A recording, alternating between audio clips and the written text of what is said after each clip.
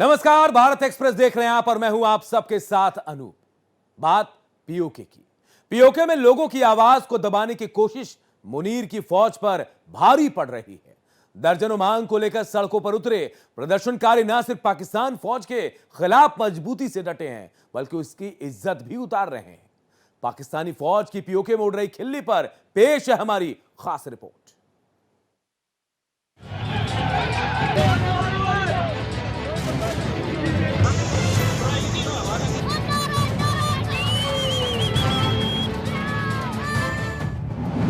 पाक फौज की इज्जत हो रही नीलाम।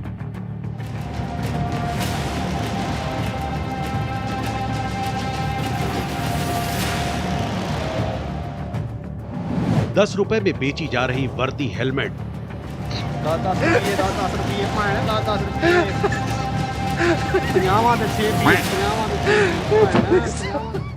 पीओके में पाक आर्मी ऑन सेल।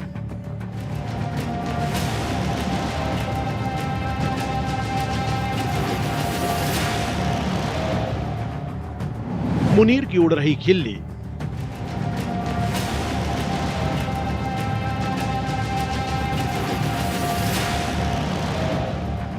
पाकिस्तान की शहबाज सरकार और फौज प्रमुख आसिम मुनीर को लेकर पाकिस्तान के कब्जे वाले कश्मीर यानी पीओके में लोगों का गुस्सा चरम पर है।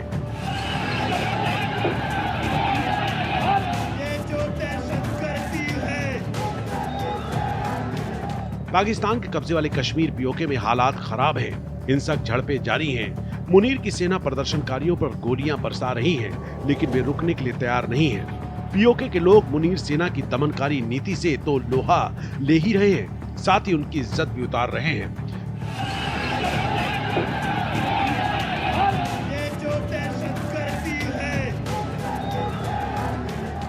पीओके में लगातार जारी विरोध प्रदर्शनों के बीच एक चौंकाने वाला नजारा सामने आया है।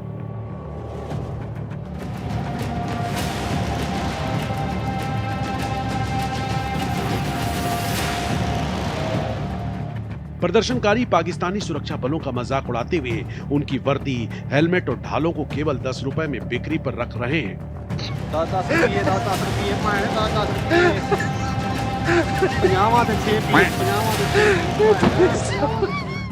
वीडियो में दिख रहा है ये वो सामान है जो पीओके के लोगों ने पाकिस्तानी सुरक्षा बलों को अपने कब्जे में लेने के बाद हासिल किया है। इसका वीडियो भी सोशल मीडिया पर अब जमकर वायरल हो रहा है।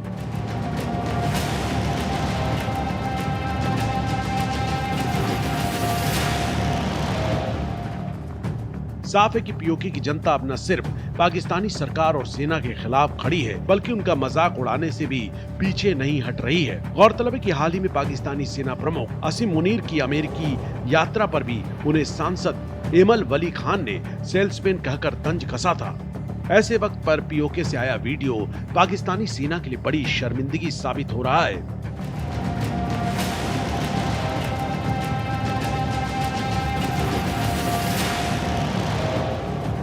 सेना की छवि पर करारा झटका।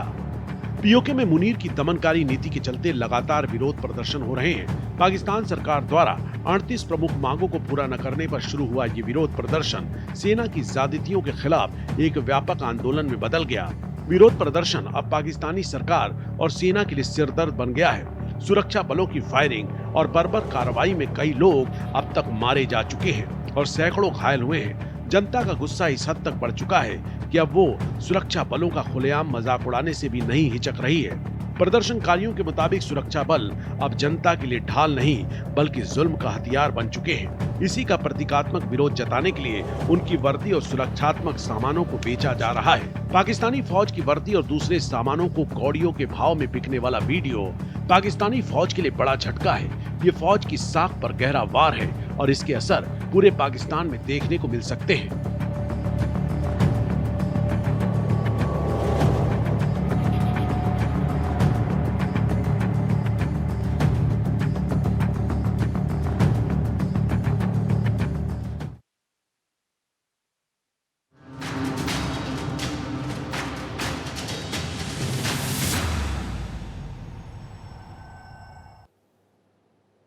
अमेरिकी राष्ट्रपति डोनाल्ड ट्रंप की नीतियों का खामियाजा अमेरिका के लोगों को भुगतना पड़ रहा है। फंडिंग डील पर ट्रंप और डेमोक्रेट्स की खींचतान से प्रशासन का कामकाज ठप पड़ गया है। बजट बिल ना बनने के कारण लाखों लोगों पर रोजगार का संकट गहरा गया। आर्थिक मंदी के आसार बढ़ गए हैं। आर्थिक मोर्चे पर अमेरिका की खराब हो रही स्थिति पर पेश है हमारी ये खास report. Plunging America into a shutdown.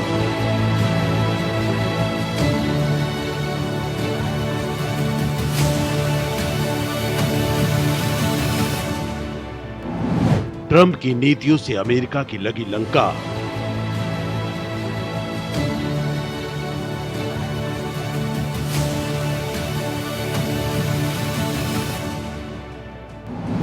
गंभीर आर्थिक संकट गहराने की आशंका।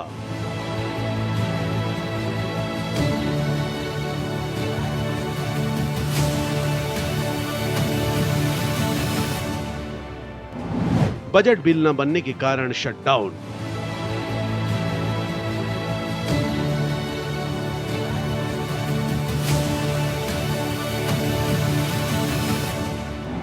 हर दिन 8800 करोड़ का नुकसान।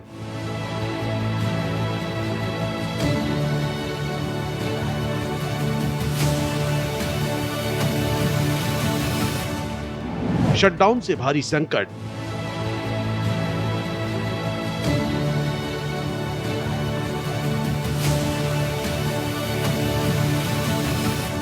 At midnight, the federal government officially shut down, plunging America into a shutdown.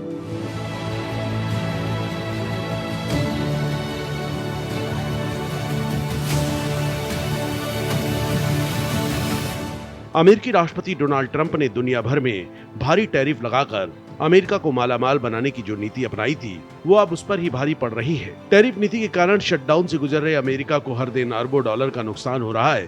Trump के नेतृत्व में अमेरिका की लंका लग गई है। I'm allowed to cut things that should have never been approved in the first place, and I will probably do that. Tariff लगाकर अमेरिकी सरकार जितना कमा रही है उसे खर्च करने के लिए सीनेट और हाउस से बजट बिल पास ही नहीं हो पाया। पहले तो दूसरे देशों को झटका देने के चक्कर में टैरिफ पर लिए गए ट्रंप के मनमाने फैसले से यूएस इकोनॉमी को भी झटका लगा और अब शटडाउन से उसकी अर्थव्यवस्था चौपट होती जा रही है। अमेरिका में सरकार के शटडाउन अब सिर्फ पॉलिटिक्स तक सीमित नहीं रह गए, ये पहले से ज्यादा लंबे, महंगे और खतरनाक हो चुके हैं। मौजूदा वक्त में हर हफ्ते अरबों डॉलर की चपत लग रही है और इकोनॉमी पर सीधा असर दिख रहा है। शटडाउन लंबा खिंचा तो अमेरिका को बहुत बड़ा झटका झेलना पड़ सकता है। ट्रंप प्रशासन ने भी माना है कि शटडाउन से अमेरिका की जीडीपी को बड़ी चोट पहुंचेगी। रिपोर्ट के मुताबिक हर हफ्ते करीब $7 बिलियन के नुकसान की आशंका जताई गई है, यानी ग्रोथ में 0.1% पॉइंट की गिरावट है।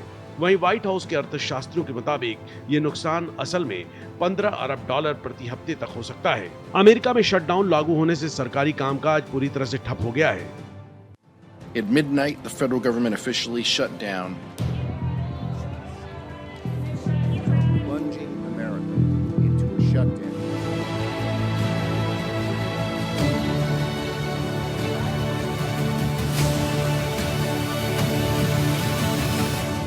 2019 के बाद ये पहला सरकारी शटडाउन है।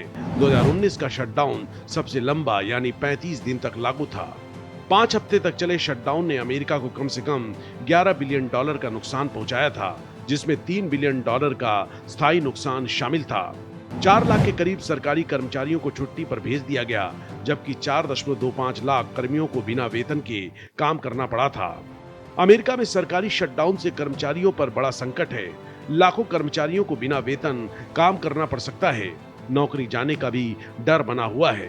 9 लाख कर्मचारियों को जबरन छुट्टी पर भेजने का खतरा भी बढ़ गया है। ट्रंप प्रशासन में पहले भी ऐसी स्थिति आ चुकी है। विपक्षी डेमोक्रेटिक पार्टी के साथ नीतिगत टकराव जारी है। इससे अमेरिका की साख और वैश्विक व्यापारिक स्थिति पर असर पड़ सकता है।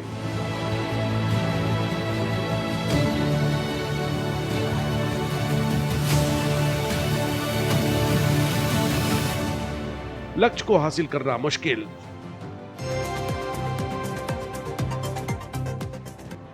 एक अक्टूबर से अमेरिका का फिस्कल ईयर शुरू हो रहा है। ये एक तरह से सरकार का आर्थिक साल होता है, जिसमें वो अपना पैसा खर्च करने और बजट बनाने का प्लान तैयार करती है। इस दौरान सरकार तय करती है कि कहां पैसा लगाना है, कहां नहीं। तो अगर इस तारीख तक नया बजट पास नहीं होता तो सरकारी कामकाज बंद हो जाता है और शटडाउन लागू हो जाता है।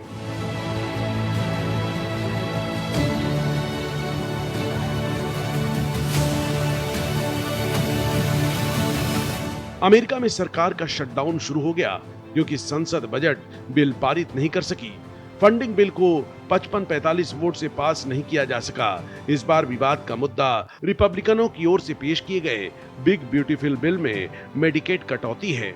The Trump administration has been firing thousands of federal employees outside of the context of a government shutdown. Democrats चाहते हैं कि मेडिकेड कटौती वापस ली जाए और हेल्थ इंश्योरेंस प्रीमियम पर टैक्स क्रेडिट बढ़ाया जाए, लेकिन रिपब्लिकन इस पर सहमत नहीं है। ये साफ तौर पर एक नीतिगत टकराव का मामला है।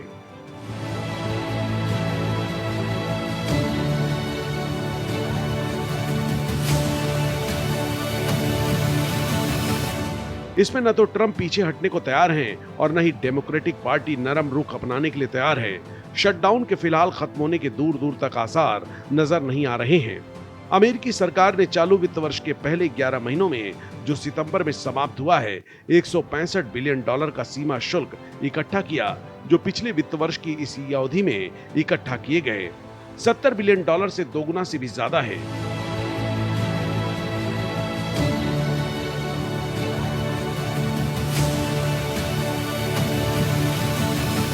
अमेरिका में वित्त वर्ष 1 अक्टूबर से शुरू होकर अगले साल के 30 सितंबर तक चलता है। इस लिहाज से टैरिफ ट्रंप द्वारा सभी लक्ष्यों को एक साथ हासिल नहीं कर सकते। उनके कई लक्ष्य एक दूसरे से उलट हैं। ट्रंप टैरिफ लगाकर पहले ही अमेरिका को पीछे धकेल चुके हैं।